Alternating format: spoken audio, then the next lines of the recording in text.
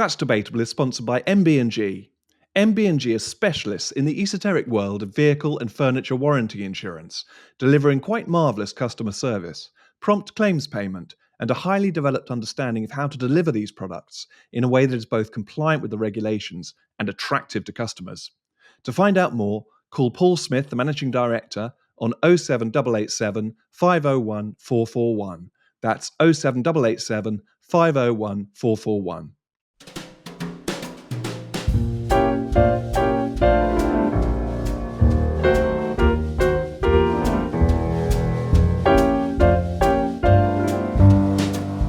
Hello and welcome to That's Debatable, the weekly news podcast of the Free Speech Union.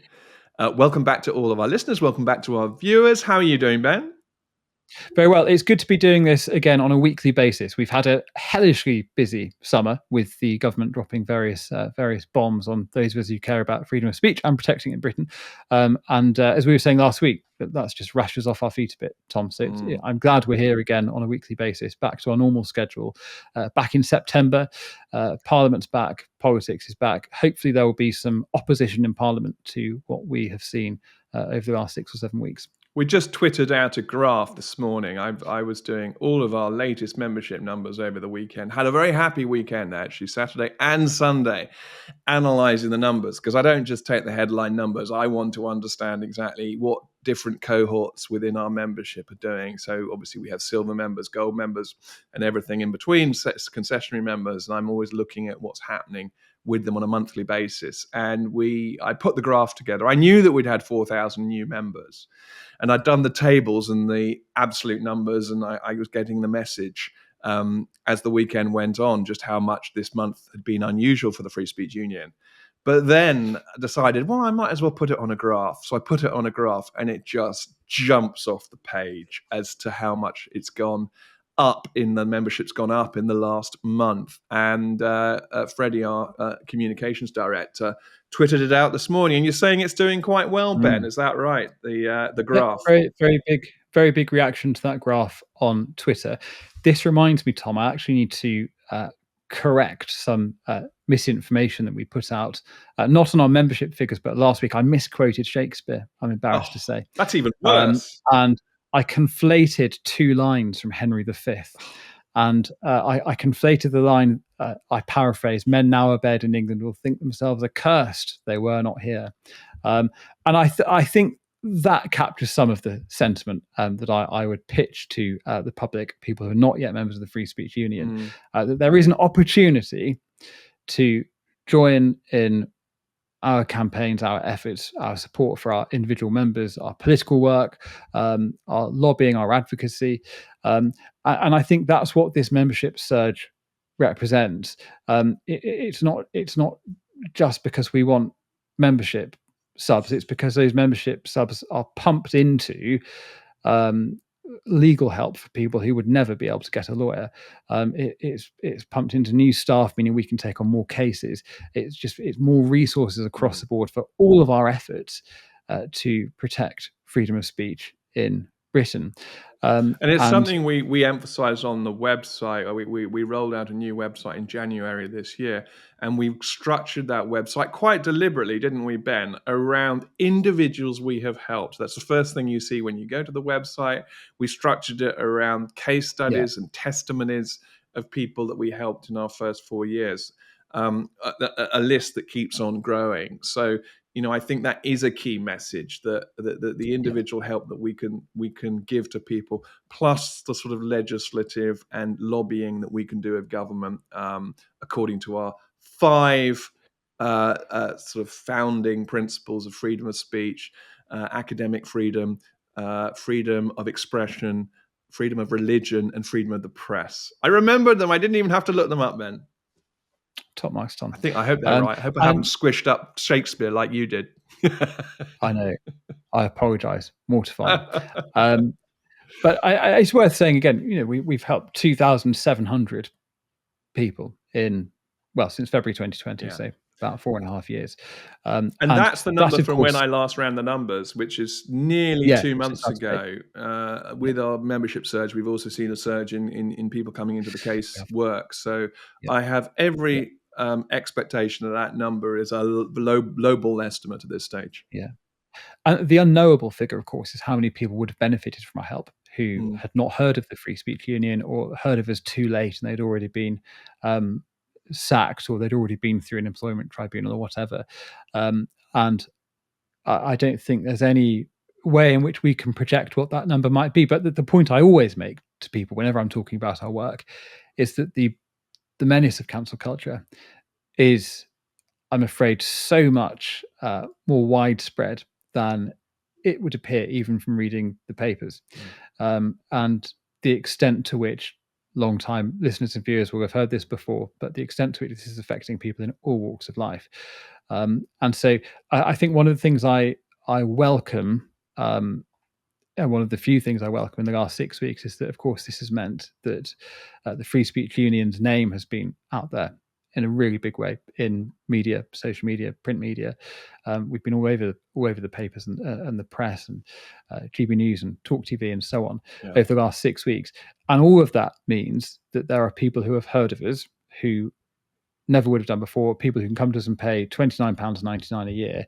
And on the basis of that, on the basis of the facts of their case and us taking it up, might well then be in a position where they have a lawyer, legal help, which they never would have been able to access under their own steam. So that's one of the flip sides to what has been a pretty atrocious summer, if you care about free speech, is that our name is out there. And I think it has been an opportunity for us to advertise the fact that you are not alone and that we can help you. Yeah. And on that, we should move on to our first item, which is coming back to this issue of the Higher Education Freedom of Speech Act and the judicial review that is in full swing. We were talking about it before we clicked record, weren't we, Ben, about just how much work is involved in putting information together, getting documents ready for a judicial review. And many of our colleagues in the Free Speech Union are essentially doing a sort of 24/7 job of keeping that on the go. And it's not going to stop anytime soon. But you pop this into the running order, Ben. Yeah. Do you want to go into the specifics of this part of the judicial review? Yeah, I will briefly. This is a story in the Telegraph that was reported over the weekend, which is that Arif Ahmed, who is the director at the Office for Students, who would have been in charge of the complaint scheme that the Act would have brought into effect had it not been sabotaged. He has been named as an interested party in this process. And so this sets up what the Telegraph has described as a potential showdown between the government's free speech czar, a phrase I absolutely hate. Everyone's a czar now. I mean, there've been more czars since the Romanovs were shot than there were at the time. Yes, a less autocratic title perhaps would have been better. But anyway, so here the important point is that, or one of the elements of this now that judicial review is underway, is that there will potentially be this clash between Arif Ahmed and the government, and that he is an interested party. In this case, he's been named as an interested party. And I thought it was just worth quoting our colleague, Dr. Bryn Harris, our chief legal counsel, who says in the Telegraph, these proceedings are of the highest constitutional importance. For almost 350 years, the governance of this country has rested on a golden premise. Ministers of the Crown may not set aside the law made by Parliament. And that is the nub of this issue, in that Parliament passed this piece of legislation. It was given royal assent.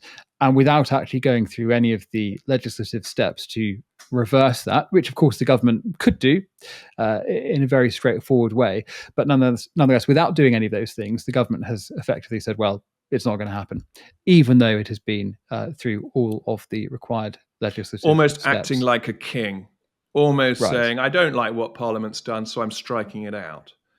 Yeah.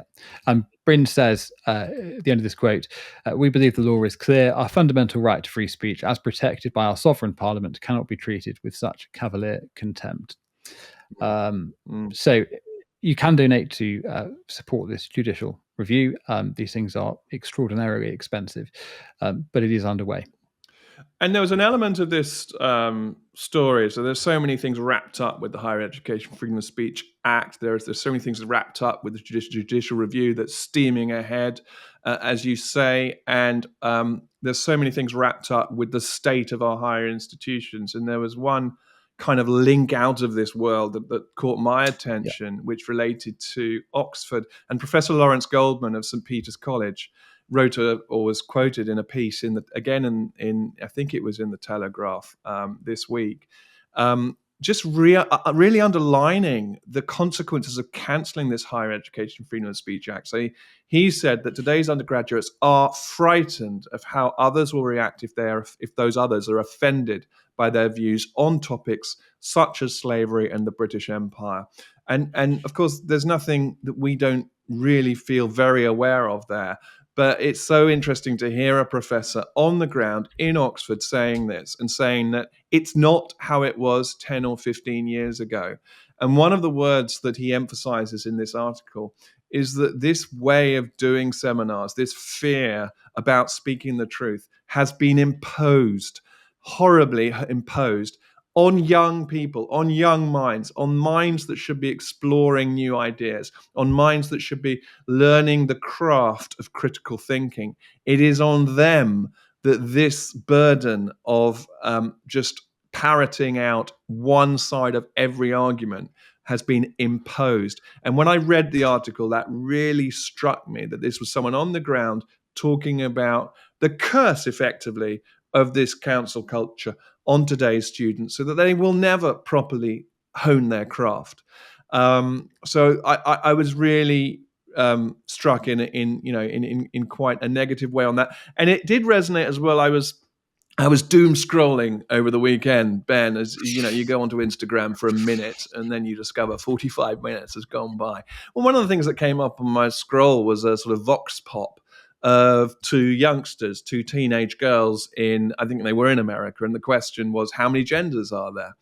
And girl number 2 answered by saying, well, I tend to think there are 2. And girl number 1 literally jumped on her friend and said, no, don't say that. Not when the cameras are rolling. Don't say that. Stop. And then kind of essentially gagged her friend and turned back to the camera and said, it doesn't matter. There are as many as you want there to be. And again, absolute fear of being caught on camera saying what is not right, what is not orthodox in these times. And that was completely not university related, just a vox pop in a different country, one that has affected us and infected us, obviously United States. But that really, having just read this article that quoted Professor Lawrence Goldman, it really struck me how real this fear is. My hope I've seen the video you're talking about, incidentally. My hope with footage like that is that 15 or 20 years from now, people watching that find it as incomprehensible as most modern readers would reading anything about monophysites or Arianism or doctrinal disputes in the early church, which are just completely incomprehensible and meaningless to most people in the modern world. I think the doctrine of the Trinity is a fairly important one, Ben. Yeah, but the kind of the feuding between these sort of odd sects, right? Yeah. Which require a vast amount of theological knowledge to sort of fully comprehend. And I think and hope that in 15 years, the idea that there are as many genders as you want there to be will be something that is incomprehensible on its own merit. Roundly mocked, I should hope. Yeah, it's a statement that you'd have to have a lot of theological knowledge to understand. Yeah, and that most people will find it a bizarre, incomprehensible statement to make. Can I just go the point about the British Empire? And it's been made quite clear, of course, by the government, that the British Empire is not to be taught in a balanced way in schools. So all of that sort of indoctrination is going to be taking place at a very early stage. There was a conversation among a group of his FSU staff about the British Empire in the pub, and I take the view that it would be a mistake to replace entirely critical commentary about the British Empire with entirely favourable commentary about it. And I think that most people are fair-minded enough to accept that for every Amritsar, there's a Khartoum. For every Dyer, there's a Gordon. For slavery, you have the West Africa Squadron, and you have the first human rights clause of any international treaty, pushed by Britain at the end of the Napoleonic Wars, the Congress of Vienna, to stamp out slavery. So I think most people are intelligent enough and confident enough in their patriotism to accept that our ancestors did good and bad things, that it's more complicated than just saying, like it's as bad as we do good Nazi and Germany. bad things as well. Right. And I think that's a completely legitimate perspective. But I can well imagine that if I were an undergraduate at an elite university saying what I've just said to you, I would be thinking, well, is it worth expressing that view in a seminar? Because even if I'm allowed to say it, am I going to be shunned or ostracized? Are people going to think I'm a racist? Is that what people are going to think in my college or on my campus? And I think all of those sorts of calculations. Well, I know for a fact that students today are having to think about all of those things, even for expressing quite moderate views like the one I've just expressed. And I think one of the side effects of that, incidentally, of course, is that it will push people into expressing cartoonish views of the British Empire that are deliberately provocative, that are aimed at winding wokesters up out of frustration. That a balanced historical view of the past is not allowed to be discussed in a reasonable way. So what alternative is there other than to be bitingly satirical or bitingly extreme? I think that's exactly the right point to make here. That it's going to lead to frustration, come what may, and that frustration will find an outlet. Instead of being a calm conversation in an adult way, as I always imagine the spires of Oxford, when J.R.R. Tolkien and C.S. Lewis were around, sitting around and talking about anything and everything and positing and hypothecating about all of these scenarios that today would have been thought absolutely beyond the pale. That was what they did while enjoying the crazy, wonderfully English time that was, with the pubs that J.R. Tolkien and C.S. Lewis used to frequent, and the sort of very idyllic life that they could lead in the halls of Oxford. But I would quote our own chair, the chair of the FSU, Professor Nigel Biggar. He's quoted in the same article, and he says that university leaders who pretend there's no problem with free speech simply aren't looking. So willful blindness, willful deafness to what's really going on. I think the idea that the Higher Education Freedom of Speech Act wasn't needed, or that it was, as the government seems at one point to have, or a government source said, it was a hate speech charter, really just completely missing the point. Completely missing the point. The Tories' hate speech charter, wasn't it? That was the quote. It's what they called it. Astonishing. Yeah. Absolutely astonishing. Our next item is yet another speech code, Ben. A UN agency called the World Intellectual Property Organization. So they're responsible for all the sort of IP, intellectual property, trademarks, and that sort of thing. And there's a framework and rules around that. This next item, they tend to get quite a lot of traction on the media circuit. These things, that's sort of what you can say and what you cannot say. We've seen this. I think it was with various tourist agencies in Britain. We've seen it with heritage organizations, and now we're seeing it with the United Nations. And Tom, sorry. Just on that point, sorry, just to cut in, if you work at an organisation that has one of these guides, please send it our way. As you say, Tom, they do get a lot of press interest, and quite rightly. I mean, if your organisation or your business or whatever is publishing a guide saying the sort of rubbish that, Tom, I think you're about to read out to people, so they deserve to be embarrassed. So you're not allowed to say mankind anymore, according to this organisation. You have to say humankind. You're not allowed to say cavemen. You have to say cave dwellers. Englishmen, you're not allowed to say Englishman. You have to say English person. Midwife isn't allowed. Birth attendant. Fisherman, for goodness sake, Ben. are fishers now, or fisher them, as I heard. I think it might have been Sam Smith call them fisher them, which is even crazier. Lumberjack. But I don't know why lumberjack's not allowed, because that's not actually gendered. Is it Jack? Is it because there's a male name? I'm trying to think my way through it, Tom. I don't know the history of lumberjack. Sorry, the history of lumberjack. He's now a wood chopper, or she's now a wood chopper. Postman, it's not allowed. Waiter and waitress are not allowed. That's restaurant stuff. But the one I love best, Ben, is man's best friend. You're not allowed to say man's best friend when you're talking about your pooch in the corner. Your man's best friend, I guess, has to be a person's best friend. What do they say? A faithful dog. You have to say, so in other words, you take all the poetry, all the romanticism, all the joy, and all the icing, like on a cake, all the decoration of language, and you reduce it down purely to a functional thing that is totally lacking in gender or flavor. It's this sense, it's this utter puritanism in everything that we cannot enjoy our language anymore and its idiosyncrasies. Well, it's double plus ungood, Tom. Double.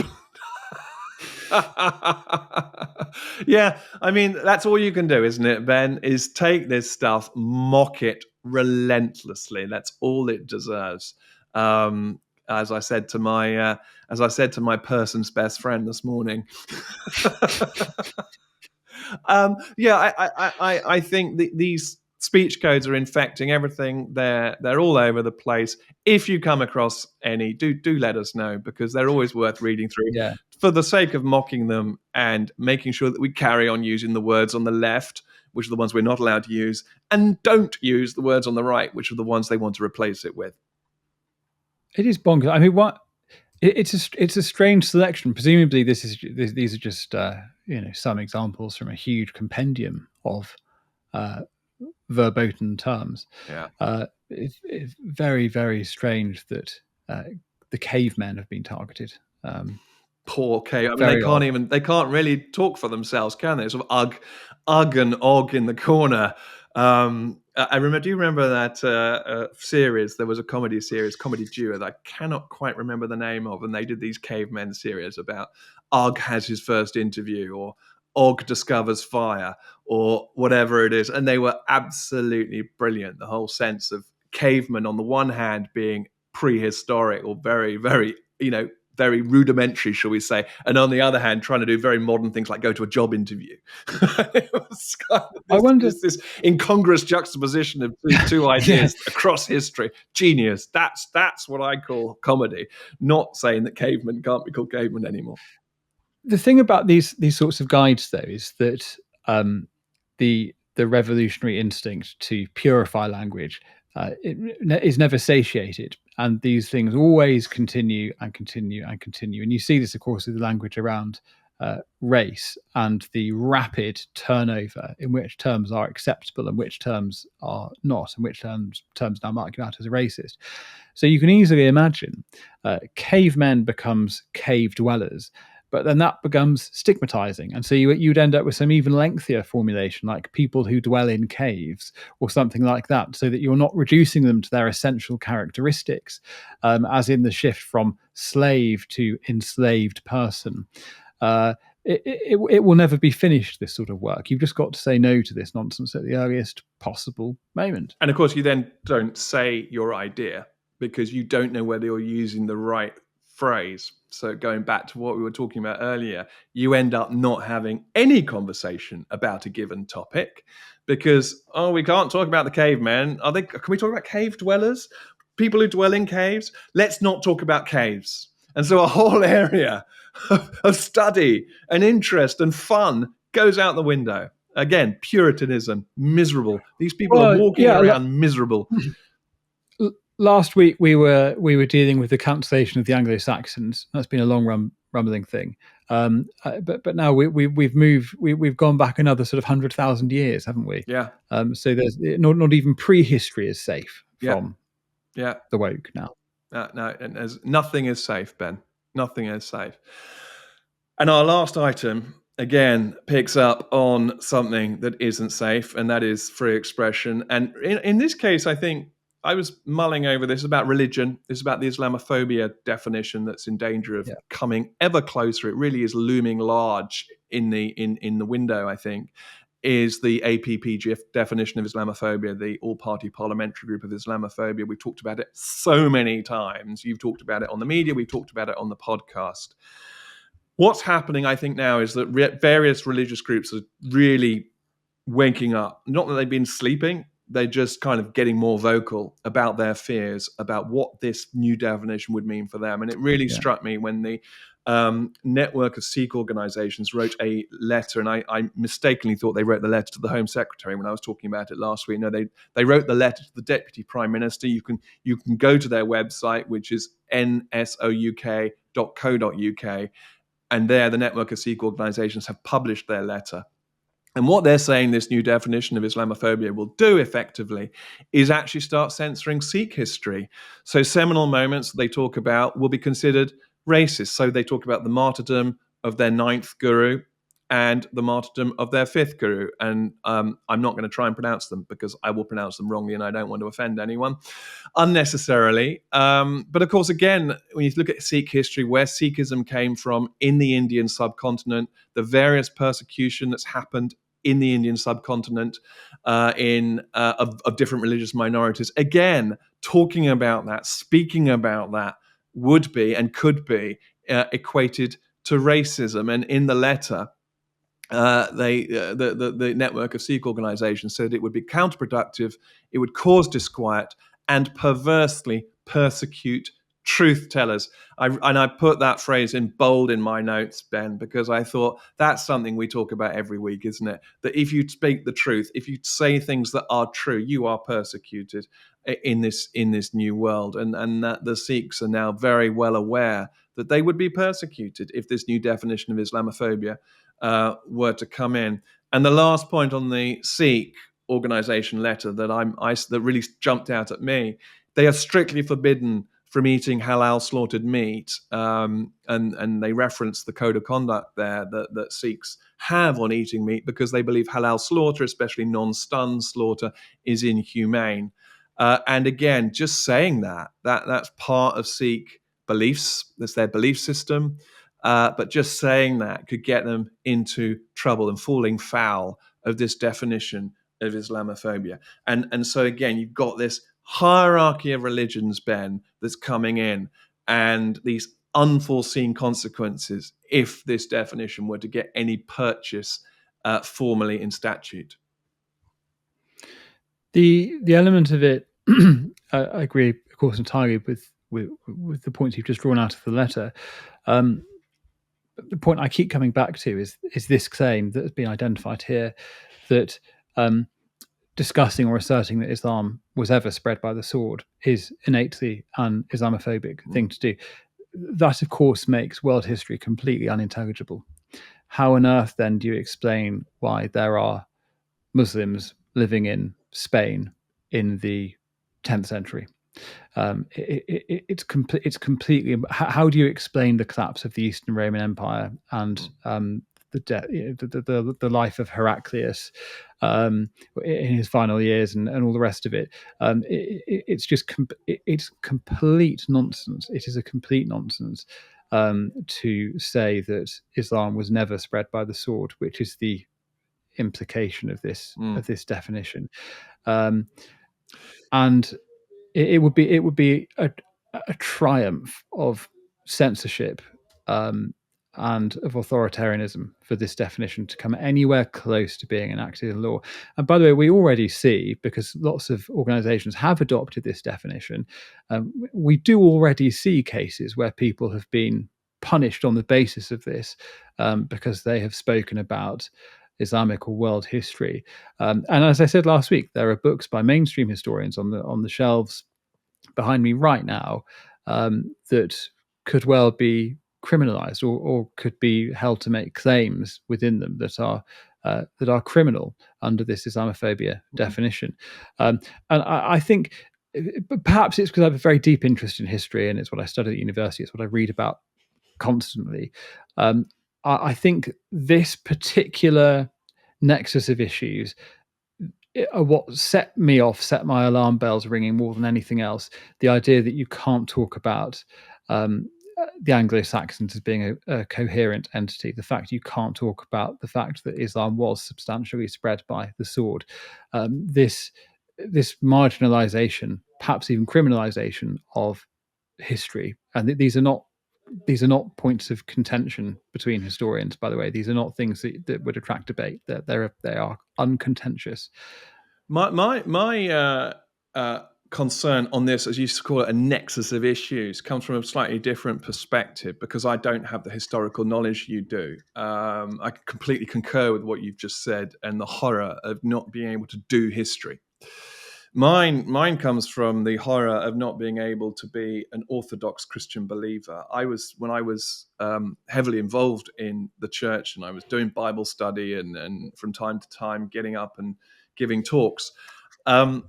One thing that was rammed home to us as young leaders and young teachers was when you speak a truth, the negative implications are very important. So if you stand up and you say, something simple, the World Council of Churches, Jesus is Lord, the most fundamental kind of, not even up to a creed, really. It's just 3 words that everyone can get around the world. Jesus is Lord. What that means is that other people are not Lord. So Ben Jones is not Lord. Tom Harris is not Lord. That. And, you can go around and make it clear. These things are not Lord. Jesus is Lord. That negative is really important. Not only is it logical, but it makes the point clear as to what it actually means for Christ to be the most important revelation of God.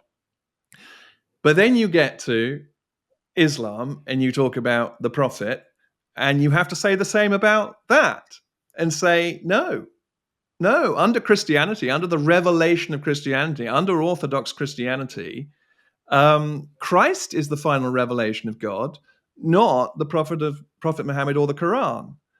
And so you think, well, that's really important. The churches should make that clear, but they haven't been. And that was the next point I was going to say, really, is that the bishops, the archbishops, the church leaders, even the Pope, they're not doing and standing up and saying the things about their own faith which ought to be said. And I think that's what really is depressing about this, because it's left to those of us who are just in the pews, or those of us who are just going along as ordinary members of the church. It's left to us to kind of hold to the faith. What's happened to the people, at the top of the church? I think it's the sort of Crusades syndrome, isn't it? That if history is reduced to catchphrases about how evil your ancestors were, you're once you accept that premise, you're then completely unable to move or act now in the modern contemporary world with any confidence. You've hobbled yourself. And I think my perception of what most Christian leaders have done is they've internalized this idea that